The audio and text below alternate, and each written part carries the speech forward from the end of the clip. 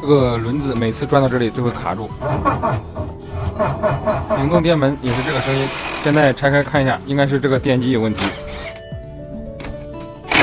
这个电动车很奇怪，最后问车主这个电动车是从哪里买的？你猜这个电动车是怎么来的？这个电动车是充话费送的。好，这个电机已经拿掉了，我们看一下这个电机啊，这个电机一边是没有螺丝的。一般情况下，我们电机是两边有螺丝的，这种电机只有一边有螺丝。我们现在拆开。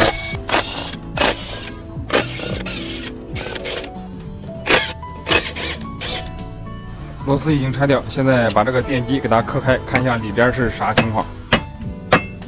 这个电机不好弄开，看这个盖子能不能拿掉。好，这个盖子拿掉了，我们看一下，这个盖子后边已经有进水的痕迹。视频中可能看不出来，这个铜线的颜色特别奇怪，看起来有特别好看、特别艳丽的那种，又感觉这个铜线好像有点假。现在用这个剪刀把这个铜线刮出来一看，你看里边是白色的。这个磁钢片也是从来没见过用这么小的。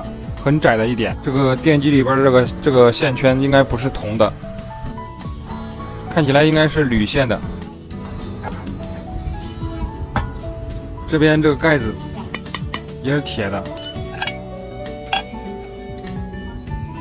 这个是铝的，这个是铝。